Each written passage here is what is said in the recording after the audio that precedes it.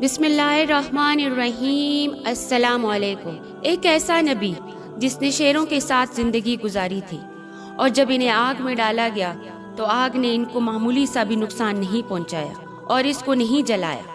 आपको हम इस वीडियो में एक ऐसे वाक़या बताएंगे जिसको सुनकर इंसान ताजुब करता है, क्योंकि हज़रत दानियाल अलैहिस्सलाम की ज़िंदगी पर बहुत असर करती है। हज़रत दानियाल अलैहिस्सलाम खुदा के भेजे हुए नबी थे।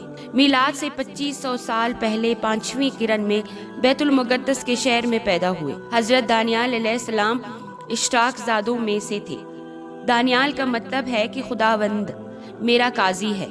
जब हज़रत दानियाल अलैहिस्सलाम पैदा हुए तब इनके वालिद और वालिदा खुशी और ज़ौक़ ज़्यादा मुद्दत तक न रही, क्योंकि उस ज़माने में मुल्क में एक अजीब हालात पेश आए थे।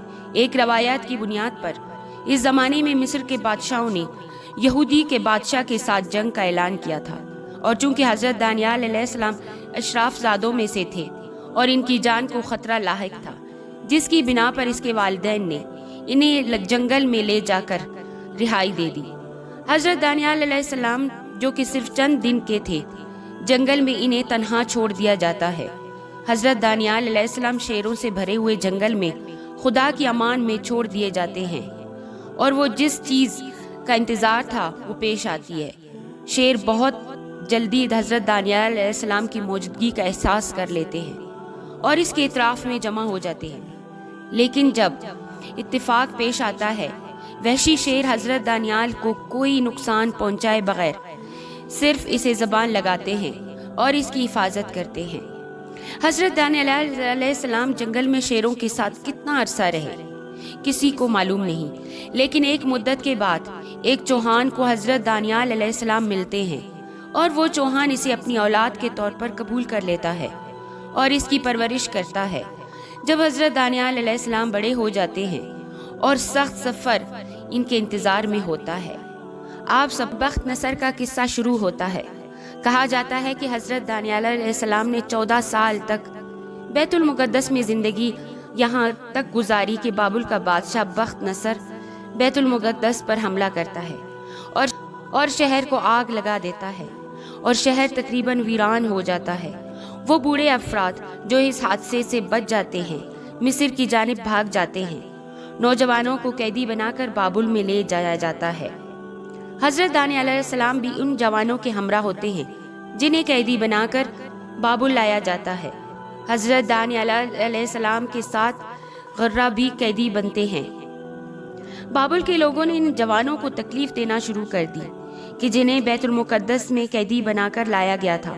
बाबुल के लोग इन नौजवानों की शिकायत बादशाह बख्त नसर के पास लेकर जाते हैं और इसे कहते हैं कि बादशाह, आप इन लोगों को यहाँ पर लाए हैं, हमारी बीवियाँ हम पर तवज्जो नहीं करती और इनका सारा होश व आवास इन जवानों पर है। या इनको यहाँ से बाहर निकालें या इन्हें कत्ल कर दें।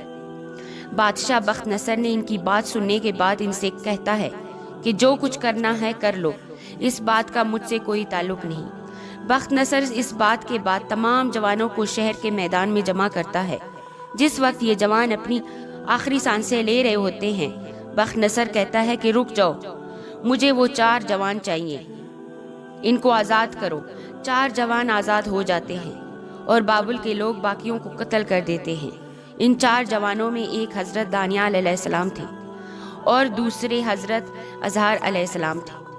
बख्त नसर इन जवानों को अपने महल में ले जाता है और अपने वज़ीर को बुलाता है और इसे हुक्म देता है कि इन जवानों को खुद अपने पास रखो और इनका ख्याल रखो और इन्हें ज़रूरी ट्रेनिंग दो ताकि मुस्तकबिल में इन्हें महल में काम पर रखा जाए। और वज़ीर को हुक्म देता है कि इन 4 जवानों को मेरे ही खानों से खिलाओ और इनको मेरी मखसूस शराब देना पीने के लिए। वज़ीर इन 4 जवानों को अपने साथ ले जाता है और बादशाह के हुक्म के मुताबिक अजर करता है। वज़ीर शख्सी तौर पर खुद इन नौजवानों के काम की निगरानी करता है, लेकिन हज़रत दानियाल अलैहिस्सलाम और दूसरे जवान हज़रत मूसा अलैहिस्सलाम की शरीयत की पैरवी करते थे और इन चीज़ों से परहेज़ करते थे जो इनके मजहब में जायज़ नहीं थी। वज़ीर इस बात को कबूल नहीं करता और इनसे कहता है कि अगर बादशाह के हुक्म के मुताबिक खाना नहीं खाओगे اور 3 سال کے بعد بادشاہ آپ کو ضعیف اور کمزور دیکھے گا تو اس کی سزا مجھے بھگتنی پڑے گی۔ حضرت دانیال علیہ السلام وزیر سے کہتے ہیں کہ تم پریشان نہ ہو، ہم لوگ بہت اچھے نظر آئیں گے۔ اور حقیقت میں اسی طرح ہوا۔ جو لوگ حرام کھانا اور پینا کھا رہے تھے وہ لوگ ان نوجوانوں کے مقابلے میں کمزور نظر آ رہے تھے۔ اسی دوران خداوند عالم نے حضرت دانیال علیہ السلام کو خوابوں کی تعبیر کا علم عطا کرتے ہیں۔ اس کے بعد جب 3 سال گزر جاتے ہیں تب ان نوجوانوں کو بادشاہ کے دربار میں حاضر کیا جاتا ہے۔ بادشاہ ان نوجوانوں سے مختلف کام کرواتا ہے، سے ان کی خدمت کرتے ہیں، لیکن بخت نصر کو اچھا نہیں لگتا تھا کہ ان نوجوانوں کو قیدی کی نگاہ سے دیکھے۔ بخت نصر نے دانیال علیہ السلام کو خود کا وزیر بنایا اور اس دوران حضرت دانیال علیہ السلام کو پیغمبری مبعوث کرتا ہے۔ بابل کے لوگ حضرت دانیال علیہ السلام کی جاسوسی کرتے ہیں اور حضرت دانیال علیہ السلام کی رفتار و کردار کو دیکھ کر ان لوگوں سے برداشت نہ ہوا اور انہوں نے کوشش کی کہ حضرت دانیال علیہ السلام کو بدنام کر کے اور بخت نصر کو حضرت دانیال علیہ السلام کی نسبت بدظن کرے، اور بخت نصر سے جا کر کہتے ہیں کہ اے بادشاہ، تو نے اس شخص کو خود کا وزیر بنایا ہے لیکن وہ پیغمبر کی طرح رفتار کرتا ہے۔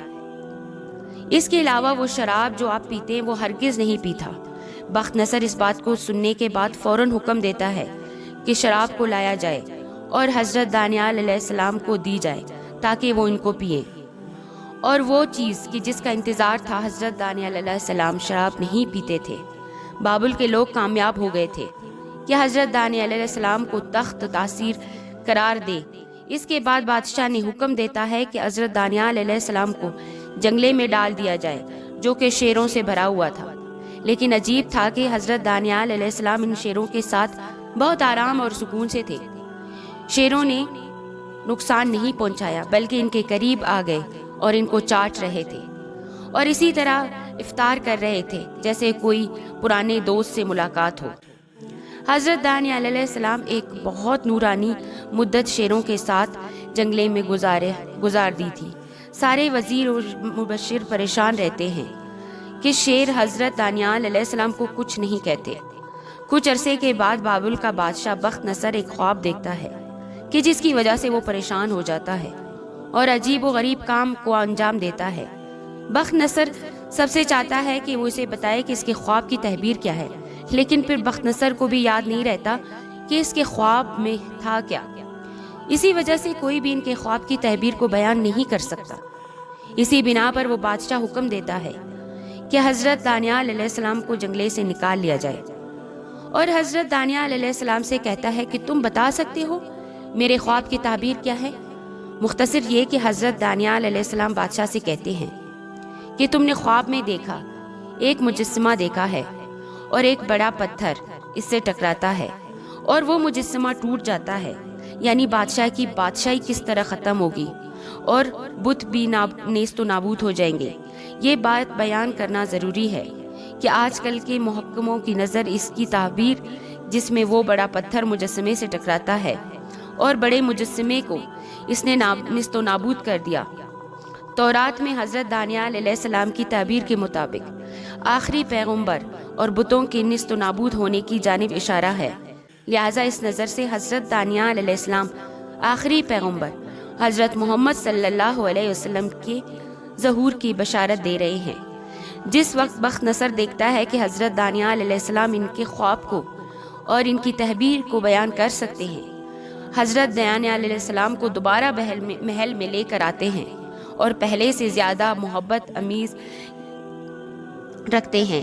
لیکن بابل کے لوگ حضرت دانیال علیہ السلام کا پیچھا نہیں چھوڑتے اور انہوں نے حضرت دانیال علیہ السلام سے نجات پانے کے لیے ہر برے طریقے کو آزمایا، اس بات پر سختیاں برداشت کی، لیکن پھر بھی بادشاہ کو راضی کر لیا اور بادشاہ کے حکم کے مطابق ایک بہت بڑا مجسمہ بنایا۔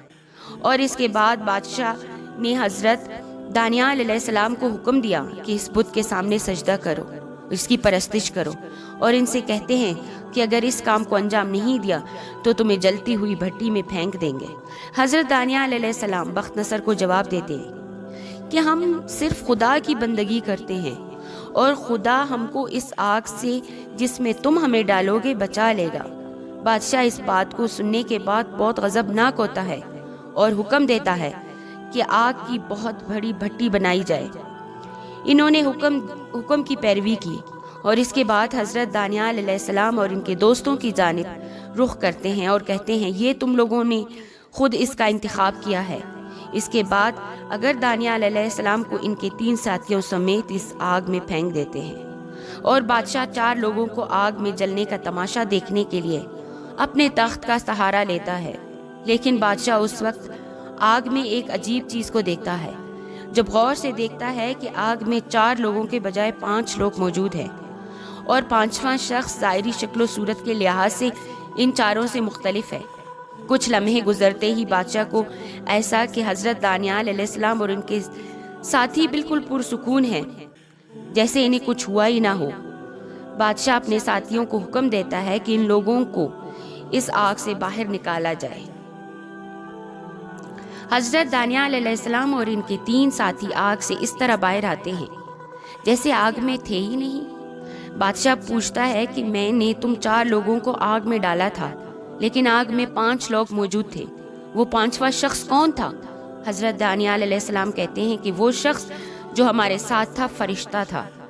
بادشاہ ان حالات کو دیکھ کر اعلان کرتا ہے کہ کسی کو بھی حضرت دانیال علیہ السلام کے بارے میں برا کہنے کا حق نہیں ہے، اور حضرت دانیال علیہ السلام آخری عمر تک ان کے ساتھ رہیں گے۔